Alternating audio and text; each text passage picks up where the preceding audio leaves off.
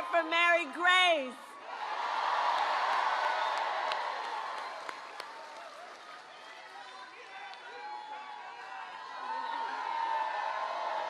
It's good to be back in Pennsylvania. Hi, everyone.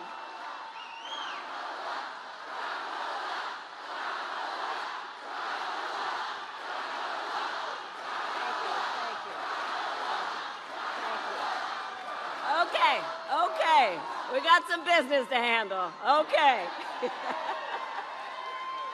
So let me start by saying to everyone here, thank you for all you are doing and for taking the time to be here this evening. You know, one of the things that I love about everyone who is here and what we are doing, you know, in the midst of this moment where there are people trying to divide us as a nation, trying to make people feel small and feel alone, these are moments that remind all of us that we are all in this together as one loving community. We're all in this together. So thank you all for the time you've taken to be here this evening. I want to thank also all the incredible leaders, including Governor Shapiro, who you heard from earlier, Senator Bob Casey, who we will re-elect to the United States Senate, and Mayor Brown, and thank you, Mayor, for the warm welcome. All right, so, Pennsylvania. 3 days ago, Donald Trump and I had our debate. You watched it.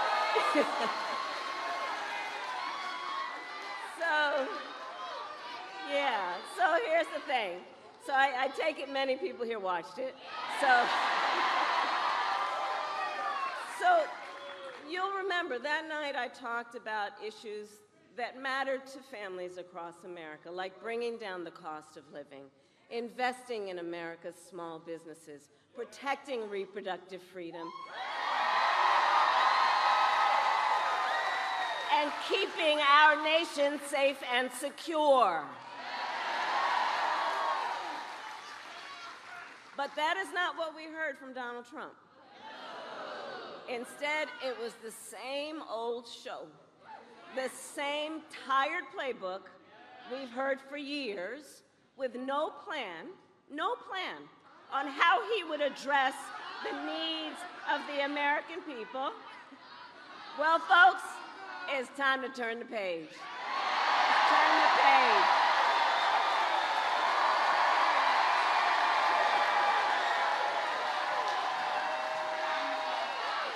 Going back.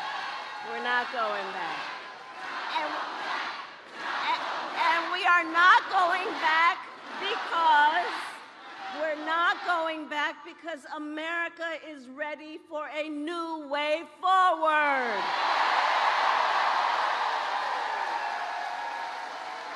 We are ready for a new generation of leadership that is optimistic about what we can do together, which is why, and Mary Grace, thank you, which is why Democrats, Republicans, and Independents are supporting our campaign.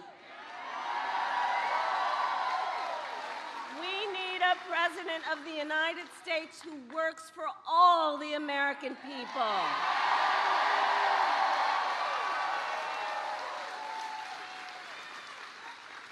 And that just stops with all the trying to divide us. Like, people are exhausted with that stuff.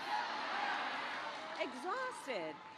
And you know, my entire career, I have fought for the people. As a young courtroom prosecutor in Oakland, I stood up for women and children against predators who abuse them. As Attorney General of California, I took on the big banks and delivered $20 billion for middle-class families who faced foreclosure.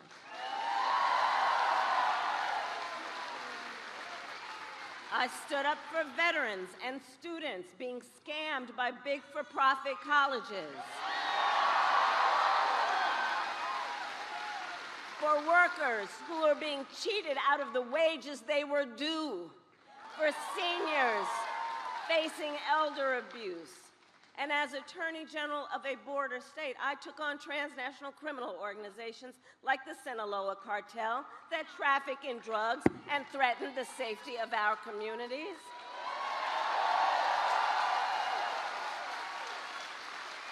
I know these cartels firsthand, and as president, I will make sure we prosecute them to the fullest extent of the law for pushing poison like fentanyl on our children.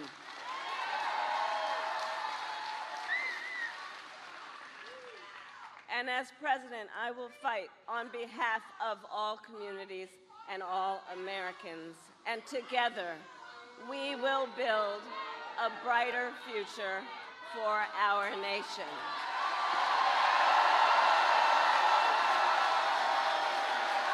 Together. Together.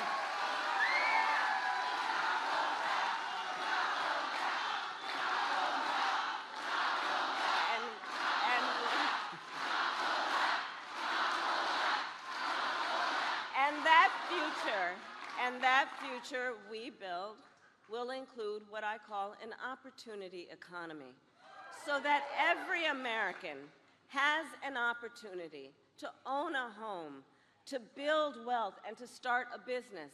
You know, I love our small businesses. So growing up, do we have small business leaders here? Raise your hand. Yeah, right?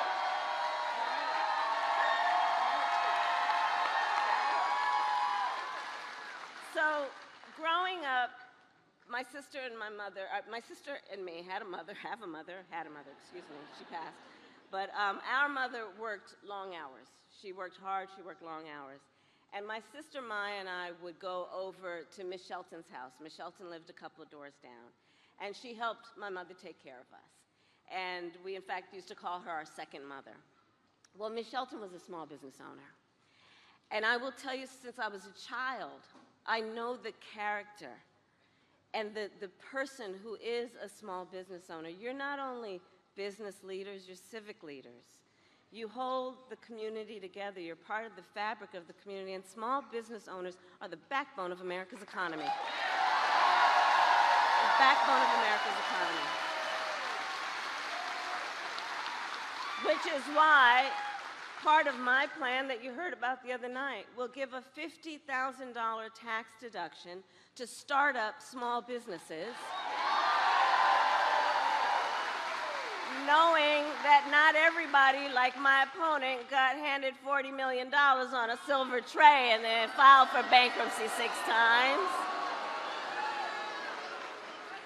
And people sometimes just need the opportunity, because we as Americans do not lack for ambition, for aspiration, for dreams, for the preparedness to do hard work.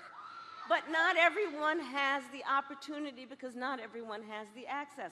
When I talk about building an opportunity economy, it is grounded in that foundational belief that when given an opportunity, people excel every day.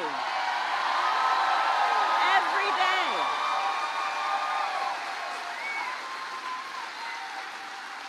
Part of my focus is on the fact that we need to build more housing in America.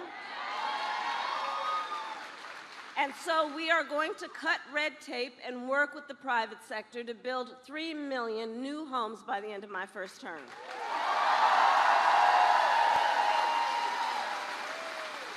And I have a plan to help lower the cost of living for America's families on everything from health care to groceries, including I will take on corporate price gouging, which, as we know, is about those few bad guys taking advantage of desperate people, and there needs to be a consequence. Under my plan, more than 100 million Americans will get a tax cut, including expanding the child tax credit to $6,000 during the first year of a child's life, understanding that new parents need support in that most critical phase of their child's development to help them buy a car seat, a crib, baby clothes. I will also make sure good paying jobs are available to all Americans, not just those with college degrees.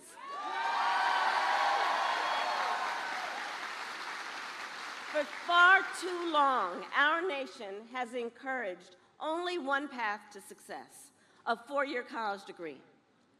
Our nation needs to recognize the value of other paths, additional paths, such as apprenticeships and technical programs. So as president, I will get rid of the unnecessary degree requirements for federal jobs to increase jobs for folks without a four-year degree, understanding that requiring a certain degree does not necessarily talk about one's skills. And I will challenge the private sector to do the same.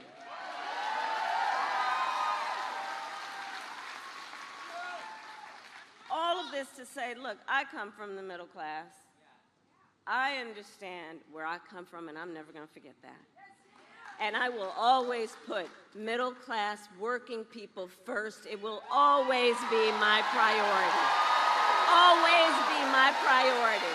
I know where I come from. I know where I come from. But now Donald Trump has a different plan. Just Google, just look up the Google. Just Google Project 2025. It is a detailed, dangerous blueprint for what he will do if he were elected president again. Donald Trump will give billionaires and corporations massive tax cuts, like he did before. He intends to cut Social Security and Medicare.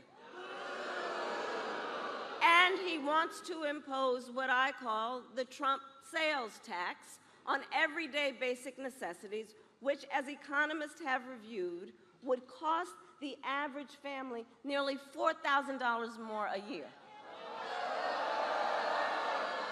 In fact, independent economists like Goldman Sachs have said my plan would grow our economy, and his plan would shrink the economy, reignite inflation, and send us into a recession by the middle of next year. On top of all of this, Donald Trump intends to end the Affordable Care Act. And let's remember, like, we're not here with Trump amnesia. We remember. Remember when he was president, he tried 60 times to end the Affordable Care Act. And as he said in the debate just this week, he has no plan to replace it. Right. You said it. He said he has, quote, concepts of a plan. Concepts of a plan. No actual plan. So let's just think about this for a moment. He's going to threaten health insurance for the 45 million people who rely on it based on a concept. And take us back when insurance companies had, but because we remember where that was. We remember what that was when insurance companies had the power to deny people with pre-existing conditions. Remember what that was like? Remember. Well, we are not going back. We are not going back. No. We are not going back.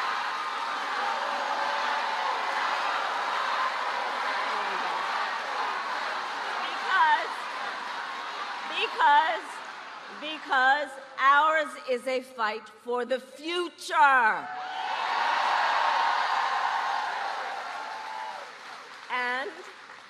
And ours is a fight for freedom. like the fundamental freedom of a woman to make decisions about her own body and not have her government telling her what to do. And we remember how we got here. Donald Trump handpicked 3 members of the United States Supreme Court with the intent that they would overturn Roe v. Wade. And they did exactly as he intended.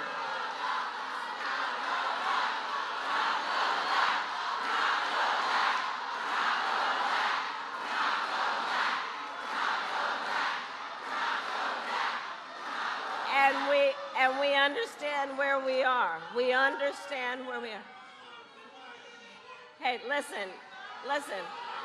Now is the time to get a hostage deal and ceasefire. We have been working around the clock to get that done. And I respect your voice, but right now I am speaking.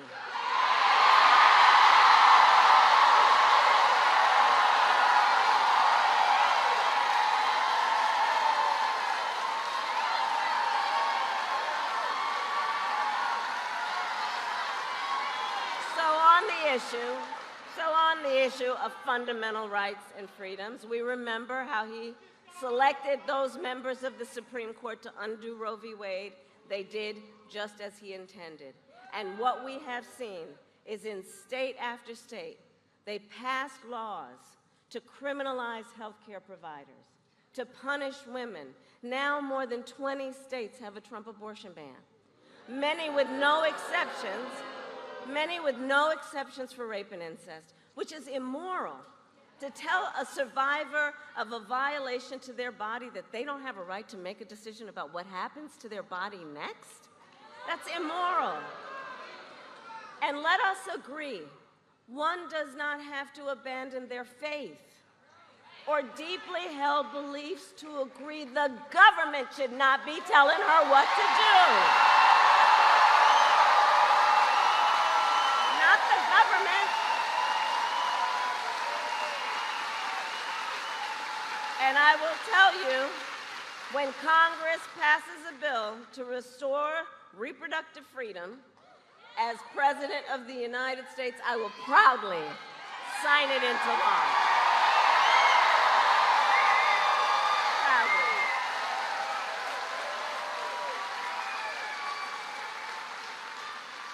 And I'm traveling our country, and I'll tell you, across our nation, we are witnessing a full-on assault on other hard-fought, hard-won fundamental freedoms and rights, like the freedom to vote, the freedom to be safe from gun violence, the freedom to join a union, and the freedom to love who you love openly and with pride.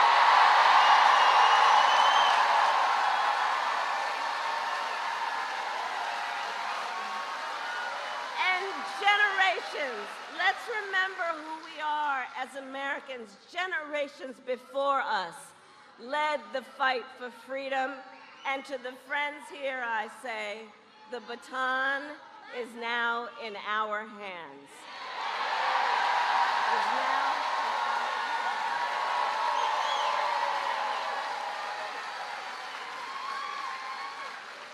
And so much is on the line in this election.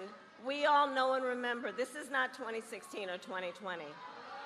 The stakes are even higher than they were then.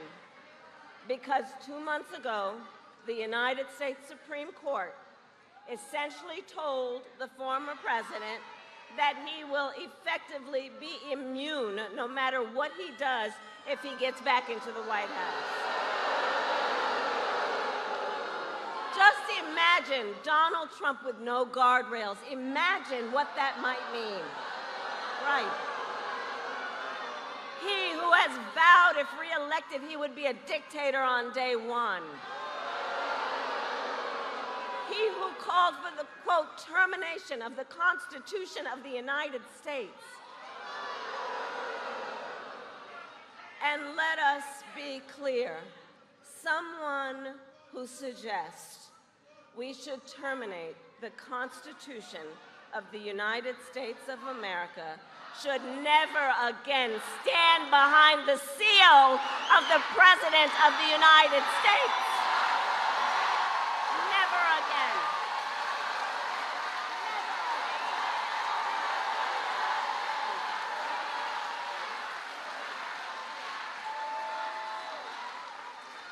So Pennsylvania, it all comes down to this. We are here together because we love our country. We love our country. And we who are here understand the awesome responsibility that comes with the greatest privilege on earth, the privilege and pride of being an American.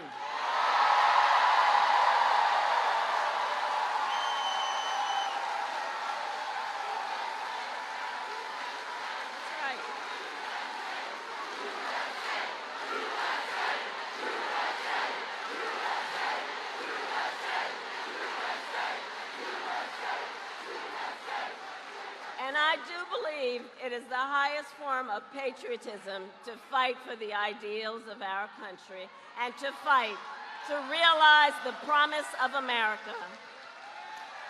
So, Pennsylvania, 53 days until Election Day.